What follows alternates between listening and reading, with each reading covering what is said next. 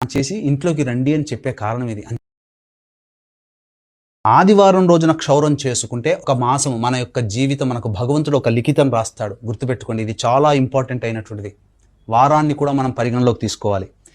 భగవంతుడు మనకు బ్రహ్మ ఒక ఆయుష్ను రాస్తాడు. మనం చేసే కొన్ని పనుల వల్ల మన ఆయుక్షీణం కలుగుతుంది. సైన్స్ చెప్పినటువంటిది, సిగరెట్ తాగితే 5 నిమిషాలు మన ఆయుష్ తగ్గిపోతుందని చెప్తే చక్కగా వింటాము, అది రైట్ అని మనం అంటాం. కానీ మన శాస్త్రం చెప్పినటువంటి దాన్ని మనం వినం. ఇదే మనలో వచ్చినటువంటి ఇబ్బంది మన యొక్క హిందూ మతంలో. కాబట్టి ఇక్కడ ఆదివారం నాడు క్షౌరం చేసుకుంటే 1 నెల మన ఆయుష్ తగ్గిపోతుంది. ఇక మంగళవారం రోజున ఇంకా శనివారం రోజున క్షౌరం చేసుకుంటే 7 మాసాలు ఆయుక్షీణం. మంగళవారం రోజున క్షౌరం చేసుకుంటే 8 మాసాలు మన ఆయుష్ తగ్గుతుంది. ఇక ఇదంతా కూడా ఆయా దినాలకి, అనగా ఆ రోజుల్లో ఆది, మంగళ, శనివారాల్లో ఆ యొక్క దేవతల యొక్క ఆగ్రహానికి గురవ్వడం వల్ల మనకు ఆయుక్షీణం కలుగుతుంది. ఇక బుధవారం నాడు క్షౌరం చేసుకుంటే 5 మాసాలు మన ఆయుష్ పెరుగుతుంది. అలాగే సోమవారం నాడు చేసుకుంటే 7 మాసాలు ఆయుష్ పెరుగుతుంది. గురువారం నాడు చేసుకుంటే 10 మాసాలు ఆయుష్ పెరుగుతుంది. కానీ లక్ష్మీ ప్రాప్తి కలగదు, అలక్ష్మి సిద్ధిస్తుంది. ఇక శుక్రవారం నాడు క్షౌరం చేసుకుంటే 11 మాసాలు ఆయుష్ పెరుగుతుందని మనకు శాస్త్రంలో చెప్పబడి ఉంది. ఇక కొడుకు కావాలని ఆశిస్తున్నటువంటి దంపతులు, ఆడపిల్లలు 1-2 ఉంటారు, మళ్ళీ మనకు మగ సంతానం ఉంటే బాగుండు అన్నటువంటి ఆలోచన చేసేవాళ్ళు, ఒక్క కొడుకు ఉన్నటువంటి సంతానం, అనగా సంతానంలో 1 కొడుకు 1 కూతురు ఉంటుంది. ఆ 1 కొడుకు ఉన్నటువంటి దంపతులు దంపతుల్లో వాళ్ళు సోమవారం నాడు క్షౌరం చేసుకోకూడదు. అది ఆయుక్షీణం అని చెప్పవచ్చు. అలాగే విద్య, ఐశ్వర్యం కోరుకునేవారు గురువారం నాడు క్షౌరం చేసుకోకూడదు. ఇలా మనకు చెప్పబడి ఉన్నాయి. అలాగే గడ్డం గీసుకోవచ్చా అనేటువంటిది ఆలోచన కూడా చాలా మందికి ఉంటుంది. క్షురకర్మ, శుశ్రుకర్మ అంటారు. శుశ్రుకర్మ అంటే గడ్డం గీసుకోవడం అని మన శాస్త్రం. గడ్డం గీసుకోవడానికి కూడా ఇవే నియమాలు వర్తిస్తాయి. అయితే కొన్ని సందర్భాలలో గడ్డం గీసుకోవడం అనేటువంటిది దానికి కొన్ని వర్తించవు, కొన్ని విషయాల్లో, కొన్ని పద్ధతుల్లో.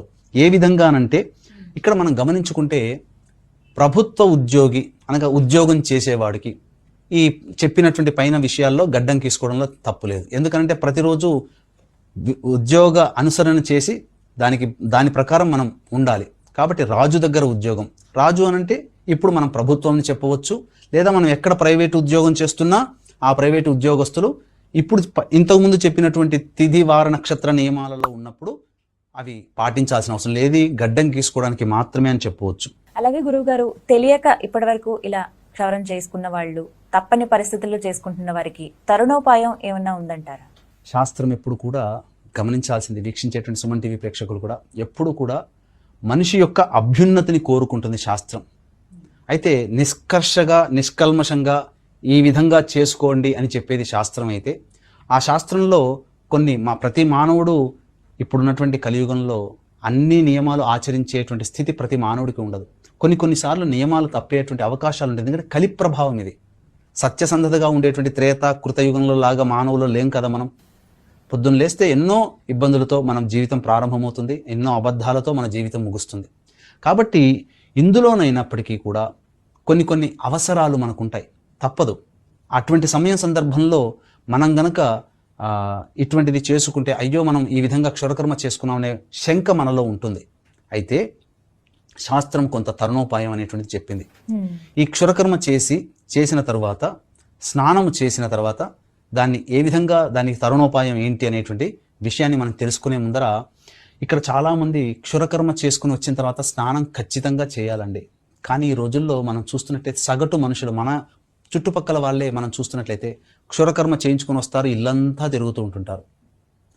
క్షురకర్మ చేసుకుని వచ్చిన తర్వాత, ఆ క్షురకర్మ జరిగిన తర్వాత మన తలలో కొన్ని కటింగ్ అయినటువంటి వెంట్రుకలు ఉంటాయి. స్నానం చేసేటప్పుడు కింద పడుతూ ఉంటే అయ్యో ఇంత కటింగ్లో ఇంకా మిగిలిపోయిందని మనం చూస్తుంటాం. అది వాష్ రూపంలో వెళ్ళిపోతుంది.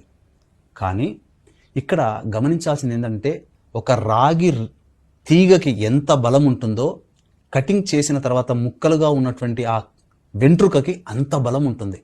పొరపాటు తెలిసో తెలియకో మనం తినే పదార్థాల్లో ఏదైనా కలిసినా, లేదా పిల్లలకి ఏదన్నా కానీ తెలుసో తెలియక చిన్నపిల్లలు చంటి పిల్లలు ఉంటారండి, వాళ్ళకి ఏదన్నా శరీరం మీద పడి వాళ్ళు తెలియక ప్రతిదీ నోట్లో పెట్టుకుంటారు. ఏదైనా వస్తువు మీద పడ్డదాన్ని వాళ్ళు నోట్లో పెట్టుకున్నారు అనుకోండి, ఆ నోట్లతో పాటు వెంట్రుక లోపలికి వెళ్ళిపోతుంది, గుండెకి రంధ్రాలు అవుతాయి. అది చాలా ప్రమాదము. అందుకనే ఎవరిని తాకకుండా వెళ్ళి అభ్యంగన స్నానం చేసి ఇంట్లోకి రండి అని చెప్పే కారణం ఇది.